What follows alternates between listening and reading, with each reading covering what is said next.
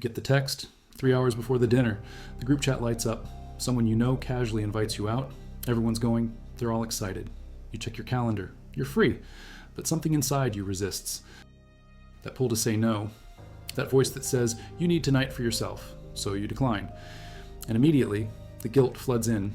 The worry that you're being antisocial. The fear that next time they won't ask. But what if saying no isn't weakness? What if it's one of the smartest things you can do? What if the people who protect their energy aren't selfish? They're surviving. And what if the science backs them up? Your brain isn't a machine. It runs on limited fuel. Every decision you make, every conversation you navigate, every social cue you read, it all burns energy. And by the time that last-minute invitation arrives, you might already be running on empty. Scientists at the University of Zurich published findings in 2024 showing that cognitive fatigue directly reduces your willingness to exert effort for rewards.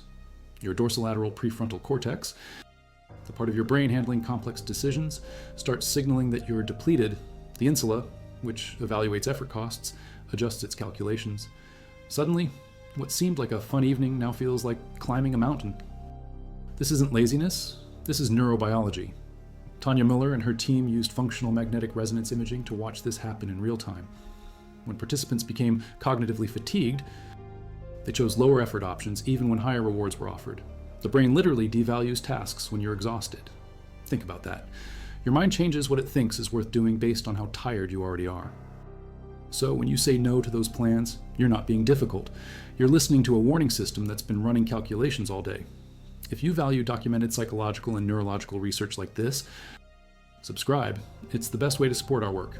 Also comment from which city you're hearing this from. Also, this script is researched and factual, using sources from World Psychiatry's October 2024 Comprehensive Review on Social Connection and Mental Health, published by researchers Julianne Holt-Lundstad and colleagues, examining decades of peer-reviewed studies on isolation and energy depletion, and from the Journal of Neuroscience's June 2025 study on cognitive fatigue's neurobiological mechanisms in effort-based decision-making by researchers at Icahn School of Medicine, examining dorsolateral prefrontal cortex activity. Now back to the information. The term social battery emerged as a metaphor sometime in the 2010s. It caught fire online because it named something millions of people felt but couldn't explain. Medical News Today described it in February 2023 as the energy you have available for social interaction. Some people have large batteries. They charge by being around others. Extroverts. Some have small batteries. They drain faster in crowds. Introverts. But here's what most people miss. Everyone has a battery. Even the most social person you know can hit empty. A study from the University of Helsinki found that extroverts still experience burnout from prolonged or unfulfilling social settings. The difference isn't whether you drain, it's how fast and what recharges you. Research published in February 2024 by True You Journal showed that introvert brains are more responsive to dopamine. They need less of it to feel engaged. This means external stimulation overwhelms them faster. Their anterior cingulate cortex, responsible for social monitoring, maintains heightened activity during interactions. Think of it like a sensor that never stops scanning. Every facial expression, every tone shift, every silence. Processing all of that takes energy, lots of it. And when that sensor runs for hours without rest, it overheats. The COVID-19 pandemic gave us a global experiment in social depletion. For over 3 years, people isolated, practiced distancing, stayed home. Many lost the social stamina they once had. Psychologist Stuart Ablon, author of Changeable Taos, told Emelle magazine in October 2021 that many people got out of practice with social interactions. They found themselves more easily depleted than before. Your social battery isn't fixed. It changes based on exposure, stress, and circumstance. A joint statement in January 2024 from the governments of the United States, Japan, Morocco, Sweden, Kenya, and Chile highlighted the importance of social connection to health and well-being. But connection requires energy, and when people don't have it, forcing interaction doesn't create connection. It creates exhaustion that looks like withdrawal. Last-minute plans create a specific kind of pressure. You have no time to mentally prepare, no space to assess your energy levels. The invitation arrives and demands an immediate answer. This triggers what researchers call decision fatigue, a phenomenon where making repeated choices depletes your cognitive resources. Studies published in Scientific Reports in June 2022 showed that mental fatigue makes people more risk-averse and more conservative in their decision-making. When you're tired, you default to the safe choice. And for many people, The safe choice is staying home. Judge panels demonstrate this perfectly. Research on parole boards found that judges became more conservative after prolonged working hours. Early in the day, approval rates sat at approximately 65%. By the end of each session, they dropped to nearly zero. After a break, they jumped back to 65%. The judges weren't being cruel, they were being human. Their brains were protecting them from making complex decisions while depleted. When that text comes in at 5 in the evening and you've already made 300 decisions that day, your brain is doing the same calculation. It's saying, I can't process this right now. I need rest. Spontaneity has a cost. Behavioral economics research shows that decision fatigue increases reliance on mental shortcuts and biases. You become more prone to decisional conflict. That state where you're uncertain which course to take because every option involves risk or challenge. Kathleen Vohs and Roy Baumeister demonstrated that people who made frequent deliberate choices were less able to persist on subsequent tasks. It didn't matter how physically tired they were. The mental depletion alone impaired their self-control. Participants who made a long series of choices couldn't tolerate a bad-tasting drink as long as controls. They reported less physical endurance. Decision fatigue doesn't just make you mentally tired. It makes your body give up faster. So when someone asks you to make a quick decision about going out, to weigh the social benefits, the time commitment, the travel, the cost, the other things you had planned, while you're already running on fumes, they're asking for cognitive labor you might not have left to give. The fear of missing out entered psychological literature in 2004. By 2013, researchers defined it as a pervasive apprehension that others might be having rewarding experiences from which one is absent. FOMO. A study published in October 2024 in Current Psychology examined lived experiences of fear of missing out among emerging adults. Participants described FOMO as involving feelings of exclusion, disconnection, and inadequacy upon learning about experiences peers were having. But here's the paradox. FOMO was also perceived as an important signal of unmet needs. It prompted reflection on the misalignment between actual life and desired life.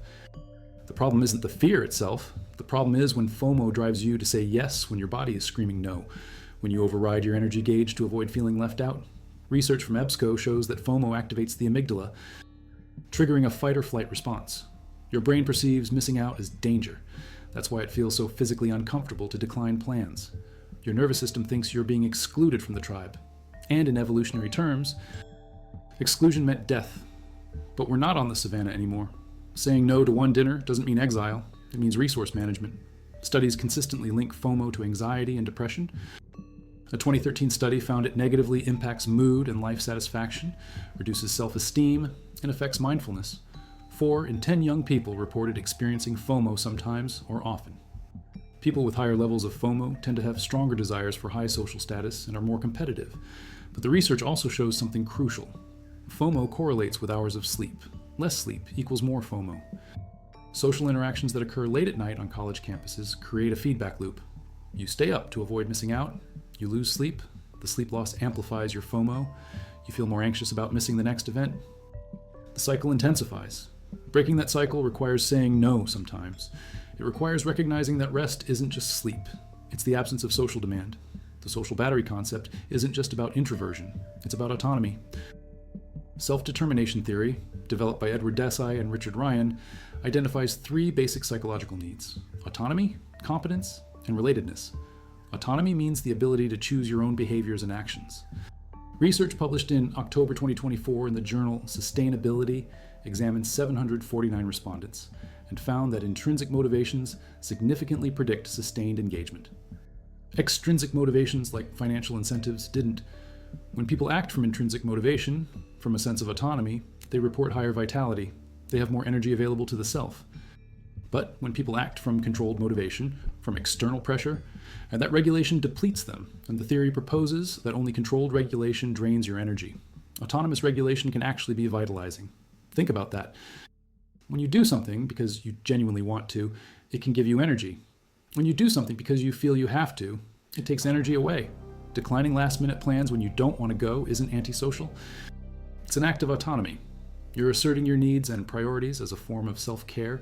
You're choosing intrinsic motivation over external pressure. And that choice, according to decades of research, protects your psychological resources rather than depleting them. Boundaries became a buzzword in mental health spaces, but they're not abstract concepts. They're decision rules that protect your energy. Therapist Nedra Glover Tawwab outlines 3 steps for setting healthy boundaries. Be clear and straightforward. State your need directly in terms of what you'd like, not what you don't want. Don't raise your voice. Assertiveness involves expressing feelings openly and respectfully. It doesn't mean making demands. It means requiring people to listen. Studies on boundary management published in the Journal of Occupational and Organizational Psychology in 2024 found that people differ in boundary permeability. Some people allow work to interrupt home. Some allow home to interrupt work. But greater permeability correlates with more inter-role conflict, poorer family functioning, and less relationship satisfaction. When you fail to maintain boundaries around your time and energy, the spillover affects every area of your life. The person who always says yes to last-minute plans isn't being generous. They're likely experiencing boundary violations that will eventually lead to burnout. Research on surrogate decision-makers in intensive care units provides an extreme example. These are people making life and death choices for loved ones while experiencing intense emotions and decision fatigue. A study in Issues in Mental Health Nursing from May 2019 showed that decision fatigue predicted intrinsic cognitive load. Emotion regulation strategies like expressive suppression predicted extraneous cognitive load. When you're already regulating emotions and making decisions, adding more cognitive tasks overloads your working memory. You can't process information effectively. This doesn't just apply to medical crises, it applies to everyday life. If you've spent your day regulating emotions at work, navigating social dynamics, making decisions about projects and priorities, your cognitive load is already high. When the group text arrives, asking you to make another decision, you're not operating at full capacity. Your answer might be no, simply because your system is overloaded. That's not a character flaw. That's cognitive science. The relationship between social connection and health is well documented. A comprehensive review in World Psychiatry from October 2024 examined decades of research. Social connection is fundamental to human well-being, linked to higher safety, resilience, and longer lifespan. But the review also noted something critical. Rising concerns about social isolation and loneliness have highlighted the need for understanding. Societal trends show increasing rates of people who lack social connection. A significant portion of the population reports loneliness, but here's the nuance. Quality matters more than quantity. Researcher Amy Sullivan from Cleveland Clinic explained in August 2023 that FOMO is most hurtful to teenagers and younger adults because they're figuring out where they fit. But across all ages, FOMO results from unmet social relatedness needs. The solution isn't more social interaction. It's better social interaction, more meaningful connection, less obligatory attendance. When you decline last-minute plans to preserve energy for deeper connections, you're not choosing isolation. You're choosing intentionality. You're investing your limited social resources where they'll create genuine relatedness rather than surface-level participation. Consider the neuroscience of effort valuation. Research shows that the right insula encodes proprioceptive signals and effort value. When you're deciding whether to accept an invitation, your insula is calculating costs. How much energy will this require? What's the likelihood of reward? Studies on physical and cognitive effort show similar patterns. After cognitive exertion, people's willingness to exert further effort decreases. They need higher rewards to justify the same level of work. This happens unconsciously. Your brain is running a cost-benefit analysis before you're even aware you're deciding. Sometimes the answer is no, not because you don't value the people or the experience. The answer is no because the math doesn't work. The energy required exceeds the energy available. Overriding that calculation repeatedly leads to depletion, resentment, and eventually breakdown. Listening to it leads to sustainability. The concept of joy of missing out emerged as an antidote to FOMO. JOMO, the idea that there's emotional intelligence in embracing what you're not doing.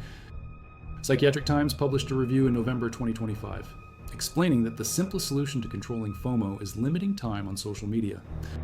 Studies show that limiting social media to 30 minutes a day significantly reduces FOMO and related anxiety. But beyond digital boundaries, JOMO involves focusing on contentment and satisfaction with who you are.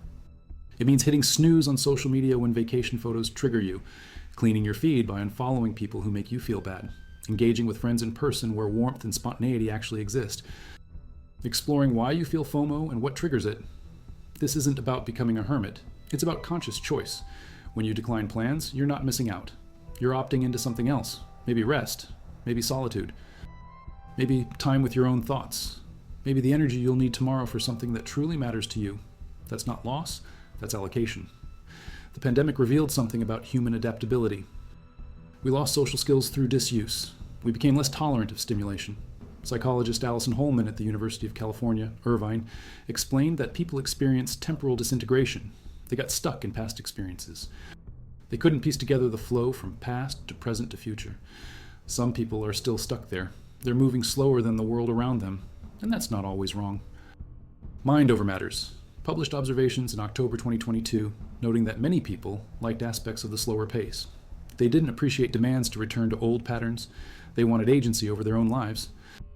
When everything went on stop, people had to reconsider what they actually valued. Many realized they'd been operating on autopilot, saying yes to things they didn't want to do out of habit or obligation. The forced pause gave permission to reassess, to ask, whose life is this anyway? That question remains valid today. When you decline last-minute plans, you're answering that question. You're saying, this is my life. I get to decide how I spend my energy. Research on solitude behavior shows different types have different effects. A study in Frontiers in Public Health examined 4 types of solitude. Positive solitude and eccentricity were self-determined. Social avoidance and loneliness were non-self-determined. Positive solitude negatively predicted depression and stress. Social avoidance positively predicted anxiety and stress. The key variable was choice. When people chose solitude, it benefited them. When solitude was imposed or resulted from avoidance, it harmed them. This maps directly onto declining plans. If you're saying no because you genuinely need rest and want time alone, that's positive solitude. If you're saying no because you're avoiding people out of anxiety or fear, that's social avoidance. The behavior looks the same from the outside, but the internal motivation determines the psychological outcome. Self-determined no creates energy. Avoidance-based no creates more anxiety. Understanding which one you're experiencing requires honest self-reflection. But the existence of healthy solitude means declining plans isn't automatically problematic. Sometimes it's exactly what you need. The workplace provides another lens. Studies on boundary management show that people who fail to protect their boundaries experience spillover effects. Work interrupts home. Home interrupts work. Research published in 2024 in the Journal of Occupational and Organizational Psychology found that boundary permeability relates to inter-role conflict and decreased relationship satisfaction. When you let external demands constantly interrupt your personal time, you lose the ability to recharge. You become less effective in all domains. The person who checks work email at dinner, the person who takes business calls during family time, the person who says yes to social events when they need rest, they're all experiencing boundary violations. Over time, these violations accumulate. They create chronic stress, decreased performance, and eventual burnout. Saying no to last-minute plans is practice for saying no in other areas. It's building the muscle of self-advocacy. It's learning that your needs matter, that rest isn't selfish, that boundaries aren't walls designed to keep people out. They're containers that help you show up more fully when you choose to engage. Self-construal matters. Research shows that people with independent self-construal find deciding for themselves more enjoyable and less depleting. People with interdependent self-construal find deciding for themselves more depleting because it conflicts with their chronic orientation toward others. A study in social, psychological, and personality science found that choosing for others versus choosing for yourself changes how depleted you feel based on your personality. This explains why some people struggle more with saying no. If your identity is built around meeting others' needs, declining feels like violating your sense of self. But the research also shows that constantly acting against your needs leads to career burnout. Nurses motivated by empathy experience burnout more often than nurses whose interests aren't other-focused. The same pattern appears in retail employees. When other-oriented workers deal constantly with customers, they report lower job satisfaction and higher turnover. Caring for others is valuable, but when it comes at the expense of caring for yourself, it becomes unsustainable. Learning to decline plans isn't abandoning others. It's ensuring you'll still be able to show up for them tomorrow. The concept of vitality from self-determination theory defines energy available to the self from basic psychological needs.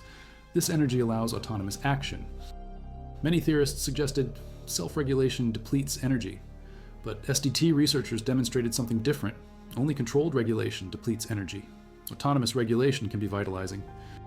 When you regulate your behavior based on external pressure, you lose energy. When you regulate based on internal values, you can gain it. This flips the script on guilt, that guilty feeling when you decline plans. That's controlled regulation, trying to force you into an action that doesn't align with your actual needs. The relief you feel after saying no and settling into your evening at home, That's autonomous regulation. You made a choice consistent with your values and your current capacity. One drains you, the other sustains you. Over time, following autonomous regulation builds psychological resources. Following controlled regulation depletes them until you have nothing left to give. Consider temperature. Brain research shows introverts experience more blood flow to their frontal lobe. That's the emotional control center. It's key for planning and controlling responses to achieve goals. They also have more gray matter in the prefrontal cortex, associated with abstract thinking and decision-making. This means their brains are working harder during social interactions. They're not just chatting, they're monitoring, analyzing, planning, and regulating simultaneously. That's why 30 minutes of conversation can leave them exhausted while it energizes someone else. It's not about social skills. It's about cognitive load. Their brains are doing more work during the same interaction. Saying no isn't weakness. It's recognition of how their specific nervous system processes social information. Extroverts aren't better at socializing. They're processing differently. And everyone, regardless of type ties, needs to respect their own processing style. That might mean declining a last-minute invitation. It might mean leaving early. It might mean suggesting a different format. But it always means listening to your system instead of overriding it. Studies on parasympathetic nervous system recovery show you need downtime to reset. Your body can't stay in sympathetic activation indefinitely. That's fight or flight mode. Social interactions, especially ones requiring emotional labor, activate that system. You're scanning for threats, reading subtext, managing your presentation, regulating emotions. All of that activates stress responses. When the event ends, you need time for your parasympathetic system to restore balance. That's rest and digest mode. Heart rate slows, breathing deepens, muscles relax, digestion normalizes. But if you go from one social event to another, from work to dinner to drinks, your parasympathetic system never gets that window. You stay in activation. Over days or weeks, chronic activation leads to dysregulation. Your system forgets how to return to baseline. You become anxious, irritable, unable to sleep, unable to focus. Declining plans create space for parasympathetic recovery. It's not laziness, it's physiological necessity. The concept of ego depletion describes how acts of self-control reduce capacity for subsequent self-control. Baumeister's research demonstrated this across domains. Making decisions depletes you for later decisions. Regulating emotions depletes you for later regulation. Resisting temptation depletes you for later resistance. But recent research shows this applies to social interaction too.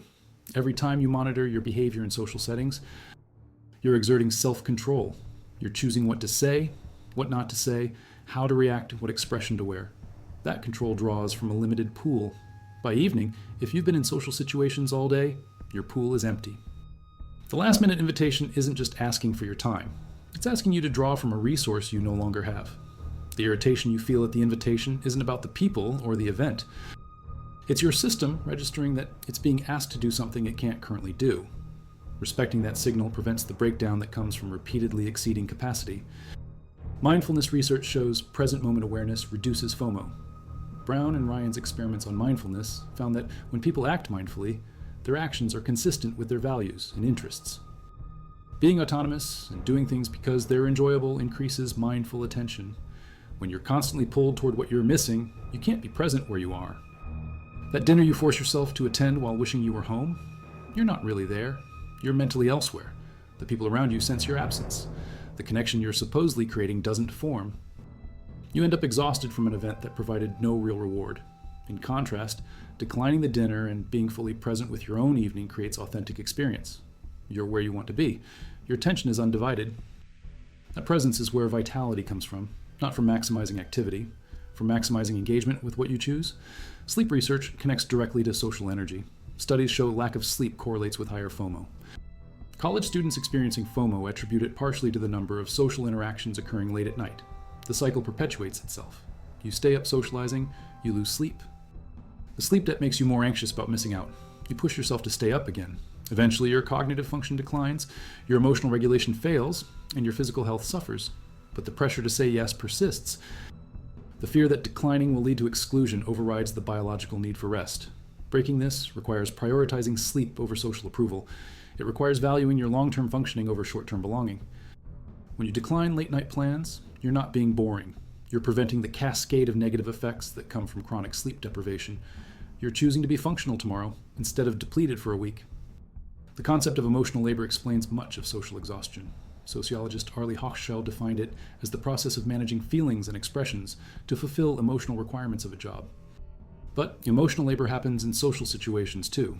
You manage your reactions, you suppress irritation, you perform interest, you regulate disappointment, you display appropriate enthusiasm.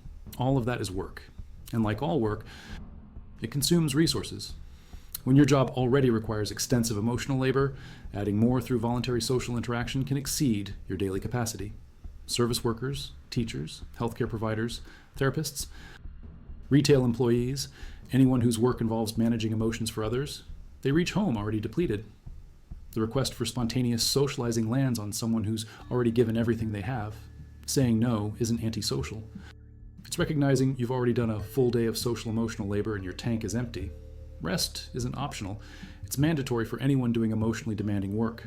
And in our service economy, that's most people. Research on highly sensitive persons shows 15 to 20% of the population has a more sensitive nervous system. They process sensory information more deeply. They're more aware of subtleties in their environment. They're more easily overwhelmed by stimulation. For these individuals, a busy restaurant isn't just dinner. It's an assault of sounds, smells, visual input, and social complexity. What others find energizing, they find exhausting. Declining last-minute plans for them isn't about being antisocial. It's about managing nervous system overload. They need more downtime between social events. They need quieter settings. They need predictability to prepare their system for stimulation. Last-minute plans eliminate that preparation time. The invitation itself can trigger anxiety because they know they'll be overstimulated without time to buffer. Understanding high sensitivity helps explain why some people need more recovery time. It's not a choice, it's neurological architecture, and respecting it is essential for their well-being. The work of researcher Matthew Walker on sleep emphasizes that sleep deprivation impairs every aspect of functioning. Reaction time slows, decision-making worsens, emotional regulation fails, immune function declines. But sleep deprivation also makes you more socially anxious and less able to read social cues accurately. You misinterpret neutral expressions as threatening. You feel more rejected. You perceive social interactions as more demanding. This creates a vicious cycle. You're exhausted, so social situations feel harder. So you force yourself to participate to prove you're not antisocial, which makes you more exhausted, which makes the next social situation feel even harder. Declining plans to prioritize sleep isn't opting out of connection. It's opting into the restoration that makes real connection possible. When you're well rested, you read social situations accurately. You have energy for genuine engagement. You bring your best self. That benefits everyone more than showing up depleted and resentful. Cultural factors influence how we perceive saying no. Individualistic cultures like the United States emphasize personal autonomy and self-determination. Collectivistic cultures emphasize group harmony and interdependence. Research on self-construal shows these cultural values affect how depleting decision-making feels. In cultures where individual choice is valued, saying no aligns with cultural norms. It's seen as self-advocacy. In cultures where group needs supersede individual needs, saying no creates conflict with cultural values. It feels like betrayal. This explains why some people experience more guilt when declining plans. Their cultural programming says individual needs shouldn't override group participation, but the research is clear. Regardless of cultural background, repeatedly overriding your own needs leads to depletion and burnout. The key is finding culturally congruent ways to assert boundaries. Maybe that means explaining your decision differently. Maybe it means suggesting alternatives, but it always means recognizing that your energy matters. Even if your culture hasn't traditionally emphasized that, the digital age changed social dynamics fundamentally. Before smartphones, if you weren't invited to an event, you likely wouldn't know it happened. Now you see it in real time. Instagram stories showing the party you weren't at, group chats organizing plans you weren't included in, TikTok videos of experiences you're missing. This constant awareness amplifies FOMO. A 2012 survey found 83% of respondents felt information overload. They said there's too much to watch and read. It's impossible not to miss out on something. The architecture of social media platforms is designed to keep you engaged through FOMO. Instagram's internal research in 2021 found 66% of girls and 40% of boys confronted negative social comparisons on the platform. Former employee Frances Haugen revealed company officials knew of the danger to teens, but did nothing. The platforms profit from your anxiety about missing out. They want you constantly checking, constantly comparing, constantly feeling behind. Declining plans, while disconnecting from these platforms, is a double restoration. You're resting your body and detoxing your mind from artificially amplified social pressure. The concept of lifestyle creep applies to social calendars too. It refers to the tendency to fill available resources as they expand. In finance, as your income grows, your spending grows to match it. In social life, as you become more connected, your social commitments expand to fill all available time. At some point, you're overcommitted. Every evening is planned, every weekend is booked, you have no buffer space, no flexibility, no room for spontaneous rest. When everything is scheduled, there's no capacity for actual spontaneity. The last-minute invitation can't fit because there's no space left. But more fundamentally, the overscheduled life leaves no time for restoration. You're running from commitment to commitment, never pausing to check if you actually want to be doing any of this. Saying no to plans, especially last-minute ones, is saying no to lifestyle creep. It's asserting that just because time exists doesn't mean it should be filled. That margin matters. That white space on your calendar is as important as the filled spaces. It's where recovery happens, where you reconnect with yourself, where you remember who you are outside of social performance. Goal content theory. Within self-determination theory compares intrinsic and extrinsic goals. Intrinsic goals satisfy basic psychological needs. Things like personal growth, community contribution, meaningful relationships. Extrinsic goals seek validation from others. Things like wealth, fame, image. Research consistently shows pursuing intrinsic goals leads to well-being. Pursuing extrinsic goals doesn't. When you say yes to plans to avoid judgment, to maintain image, to prevent exclusion, you're pursuing extrinsic goals. The activity itself might not align with your values or needs, but you do it for validation. That path leads to depletion. When you decline plans that don't serve your genuine needs and values, you're prioritizing intrinsic goals. You're asking, what do I actually need right now? What serves my growth? What creates meaningful connection? Sometimes the answer is going out. Sometimes it's staying home. But the decision comes from internal assessment, not external pressure. That alignment is what creates vitality rather than draining it. The phenomenon of languishing emerged from pandemic research. It's the absence of well-being, not depression or burnout, but a sense of stagnation and emptiness. Psychologist Adam Grant described it as feeling blah, joyless, and aimless. Research shows languishing relates to decreased social engagement, but it's not clear which causes which. Do people withdraw because they're languishing? Or do they languish because they've withdrawn? The answer is likely bidirectional. Forced isolation creates languishing. Languishing reduces motivation to connect. But forced connection when you're languishing doesn't help. It makes it worse. You show up to events feeling empty. You go through the motions. You come home feeling more empty than before. The solution isn't more socializing. It's more authentic engagement. Finding activities that create genuine interest. Connecting with people who energize rather than drain you. Saying no to obligatory events so you have energy for meaningful ones. Languishing resolves through purpose and connection, but those require enough energy to pursue them. Declining plans that don't provide, that creates space for ones that do. The work-life balance conversation often misses the social component. People talk about balancing work and personal time, but personal time gets subdivided. There's active personal time, social events, hobbies, activities, and there's passive personal time, rest, solitude, nothing. Research on recovery shows you need both. Active personal time provides fulfillment and connection. Passive personal time provides restoration. But culture and peer pressure push people toward filling all personal time with activity. Rest becomes something you do when everything else is done, which means it never happens. The last-minute invitation threatens passive personal time. That evening you'd planned for rest suddenly has a competing demand. Saying yes converts passive time to active time. If you're already low on rest, the conversion pushes you further into deficit. Learning to protect passive personal time is essential for sustainable functioning. It means recognizing that rest isn't the absence of something better to do. It's an essential activity in itself. When you decline plans to rest, you're not missing out. You're engaging in the foundation that makes everything else possible. Attachment theory provides another framework. People with secure attachment feel comfortable with closeness and autonomy. They can say no without fearing abandonment. People with anxious attachment, fear, rejection, and abandonment, they struggle to say no because they interpret it as risking the relationship. They overcommit to maintain connection even when it depletes them. People with avoidant attachment prefer distance and self-sufficiency. They say no frequently, but sometimes to avoid intimacy rather than protect energy.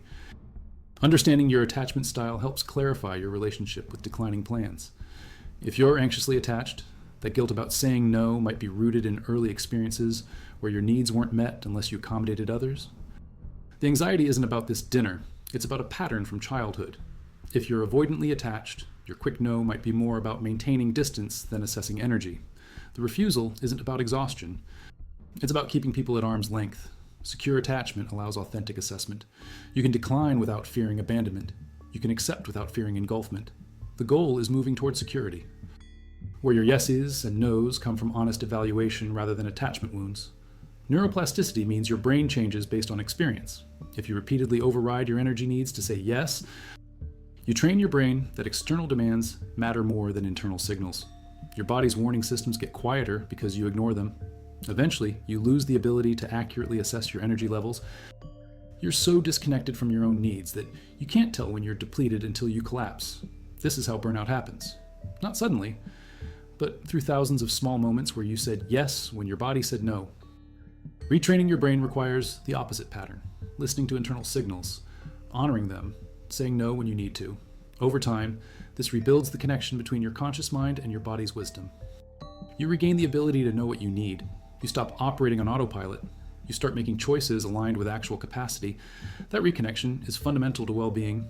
And it starts with something as simple as declining an invitation when you're too tired to go. The concept of spoon theory comes from chronic illness communities. Writer Christine Miserandino developed it in 2003 to explain limited energy to a healthy friend. She used spoons as units of energy. Everyone starts the day with a certain number. Each activity costs spoons. Healthy people have abundant spoons and rarely run out. People with chronic illness start with fewer spoons and spend them faster. By evening, they're out. No amount of willpower creates more spoons. The theory spread because it named a universal experience. Everyone has limited energy. The quantity varies, but the principle holds. When you decline last-minute plans, you're not being difficult. You're out of spoons. Your system has reached its limit. Pushing through doesn't create energy. It borrows from tomorrow, which starts you in deficit. Chronic deficit leads to collapse. Respecting your spoon limit isn't weakness, it's sustainability. It's the difference between functioning long-term and burning out. Research on positive psychology and flourishing shows that well-being comes from PERMA, positive emotion, engagement, relationships, meaning, and accomplishment. Notice that relationships are one of 5 elements, not all 5. Connection matters, but so does engagement with activities you find absorbing. So does pursuing meaning. So does achieving things that matter to you. When social demands consume all your time, you lose access to the other 4 elements. You're too tired to engage deeply with work or hobbies. You lose time for reflection that creates meaning. You can't pursue accomplishments because all your energy goes to maintaining relationships. Ironically, the overcommitment to relationship actually degrades relationship quality. You're showing up depleted, resentful, half-present. Declining some invitations to create space for engagement, meaning, and accomplishment actually improves your relationship capacity. You come to social events with energy. You're present. You have things to talk about because you've been doing things that interest you. The relationships deepen because you bring your whole self instead of an exhausted shell. The default mode network in your brain activates during rest. This is when you're not focused on external tasks. You're daydreaming, mind-wandering. The DMN is essential for self-referential thinking, memory consolidation, and future planning. It's where creativity happens, where you process emotions, where you integrate experiences into coherent narrative. But the DMN requires unstructured time. It needs you to not be doing anything. Constant social engagement keeps you in task, positive networks. You're focused outward, responding, performing. The DMN never activates. This means you lose access to the processing that creates meaning from experience. You accumulate events without integrating them. You stay on the surface of your own life. Declining plans to have unstructured time isn't laziness. It's creating conditions for the neural processing that makes you a coherent self rather than a collection of unprocessed experiences. Let's talk about the people who always say yes. The ones who never decline an invitation. From outside, they look successful, popular, well-liked, but research on people-pleasing shows a different picture. They report higher anxiety, lower life satisfaction, and difficulty maintaining authentic relationships. They struggle with identity because they're so focused on meeting others' expectations that they lose track of their own preferences. Their yeses come from fear, not desire. Fear of rejection, fear of conflict, fear of being forgotten. The fear drives behavior that looks generous but feels hollow. Over time, they burn out. They become resentful. They withdraw suddenly and completely because they never learn to set gradual boundaries. The lesson isn't to become selfish, it's to recognize that sustainable generosity requires self-care. You can't give from an empty cup. Saying no sometimes is what allows you to say yes when it matters. It's what keeps your yeses authentic rather than obligatory. The concept of opportunity cost applies to time and energy. Every yes is a no to something else.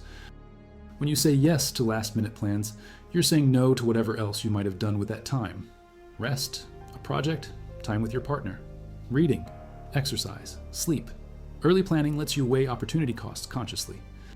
Last-minute invitations force snap decisions without that evaluation. You say yes before considering what you're giving up. Sometimes what you're giving up is rest you desperately need. Sometimes it's time you committed to another priority. Declining last-minute plans isn't about not valuing the people. It's about not letting urgency override importance.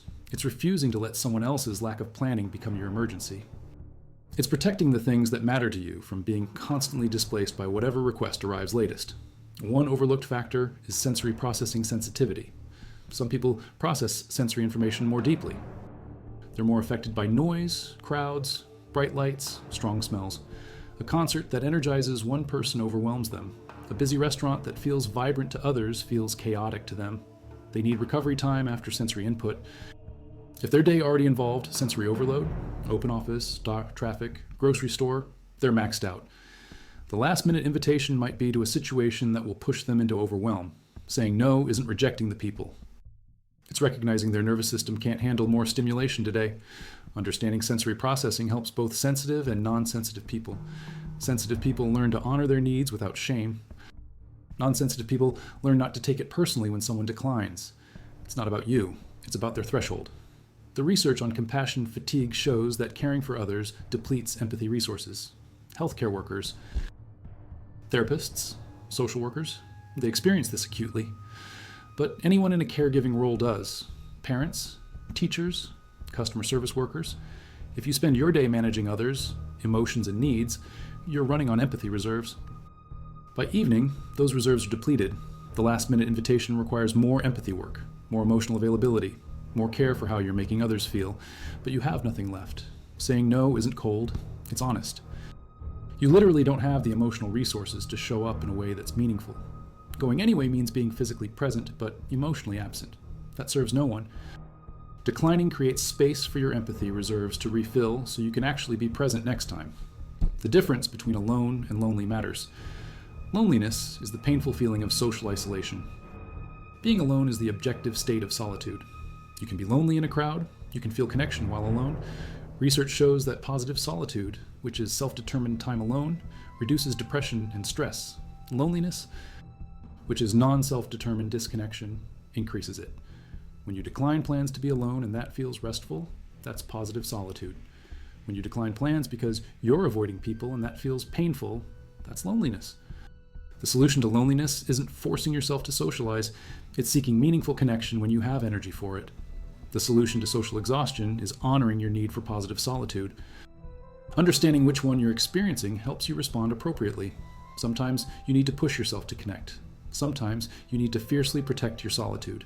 Knowing the difference is wisdom. Consider social jet lag. Just as crossing time zones disrupts your circadian rhythm, rapidly shifting between social contexts disrupts your social rhythm. Work mode to friend mode to family mode to professional event. Each requires different presentation, different vocabulary, different emotional expression. The constant shifting depletes what researchers call code switching energy.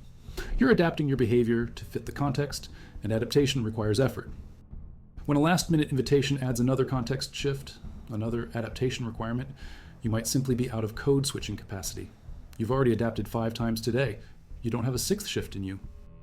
Saying no protects you from the exhaustion that comes from constant social shapeshifting. It lets you stay in one mode long enough to feel like yourself. Research on microstressors shows that small stresses accumulate to create macro stress. Each individual stressor seems manageable. A last-minute change of plans, a request for a quick decision, a minor social obligation, taken alone, none of them is significant, but they pile up throughout the day. By evening, you're carrying the weight of 50 microstressors. The invitation that seems like no big deal is actually the 51st stressor. That's the one that breaks you.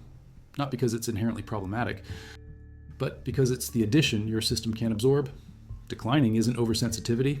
It's recognizing that your stress load is full. You can't add more without overflow. This is why seemingly small requests can trigger disproportionate reactions.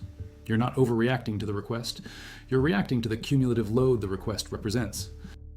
The concept of keystone habits from Charles Duhigg's work on habit formation shows that some habits have disproportionate effects. They're foundational.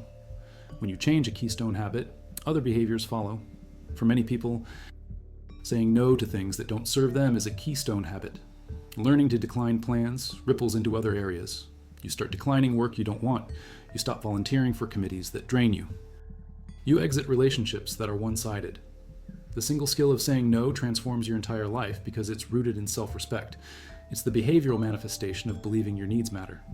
Once that takes root, it spreads everywhere. You restructure your life around what actually serves you, rather than what you feel you should do. That restructuring is often the difference between chronic exhaustion and sustainable well-being. Let's examine digital communication impact. Before texting and group chats, spontaneous plans required phone calls. That created natural friction. You had to actually talk to someone. They could hear your voice and tone. You could negotiate in real time. Now requests arrive via text. The asynchronous nature eliminates negotiation. You either reply yes or no.